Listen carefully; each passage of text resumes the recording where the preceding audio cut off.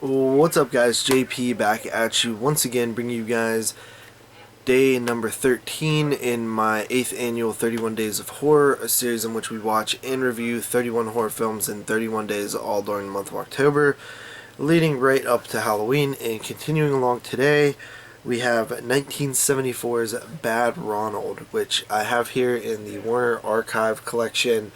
Every once in a while, Warner Archive does this 4 for 44 sale. So you get 4 of their titles for $11 each, essentially. You pay $44, it's free shipping. That is the best way to get Warner Archive titles because they can run kind of pricey, though I have seen them drop in price more and more lately. But Bad Ronald was one that I picked up during their last sale because I've always wanted to see it. I've always known about it.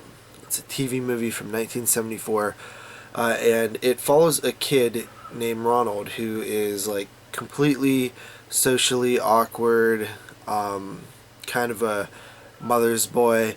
He lives with his mom. He was divorced. He doesn't know his father at all. It's his birthday one day, and he decides to take a stroll to visit a girl that he likes.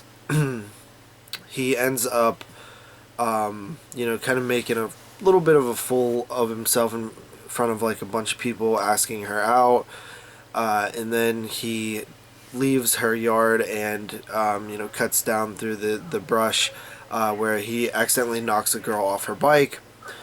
She begins to harass him, a little girl, calling him weird and stuff like that. He gets very angry and he grabs her. He pushes her and she falls and hits her head off of a cinder block, and is dead.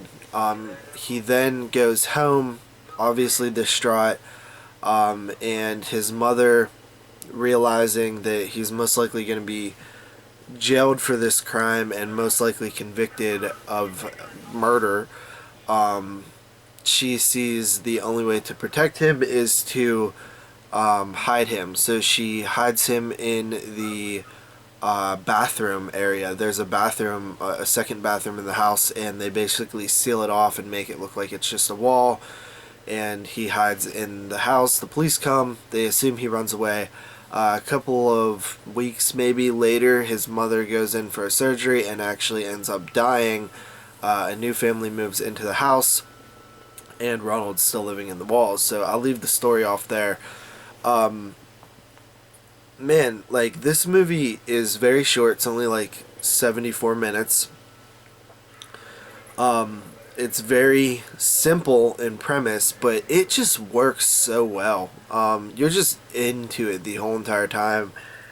You just want to see what's going to happen, and I think it's like a great simple little setup back when TV movies were all the rage. The character, the guy, excuse me, the guy who's playing Ronald here, man, he's really good. This plus, tell me this doesn't just look like a 70s yearbook photo, right? Come on, that is a 70s yearbook photo all around. Yeah, so he also kind of gets into this whole like fantasy, like Dungeons and Dragons type of writing that he's doing, like some kind of kingdom, and he fixates on the youngest girl and sees her as a princess, and him a prince. He kind of goes a little crazy there. Bad Ronald is a great movie. There's not much to say about it because it's kind of like a very simple story, but it just works, man. It's creepy, someone living in the walls for that long. It's kind of tragic too, because this character didn't mean to kill the girl. Like, yeah, of course he was actually attempting to, like, he didn't have any restraint, right? Like, this girl made him mad and he acted upon it.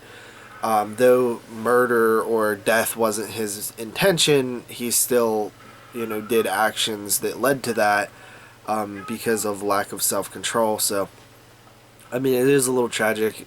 His mother was very close to him, and she dies. Kind of goes a little numb from that. Maybe would have liked to see a little bit more emotion from that, but maybe that's what Ronald is. So yeah, I give it an 8 out of 10. It's definitely a really good movie. If you've never seen Bad Ronald, definitely check it out. It's awesome. So with that said, see you guys tomorrow with another one. Peace.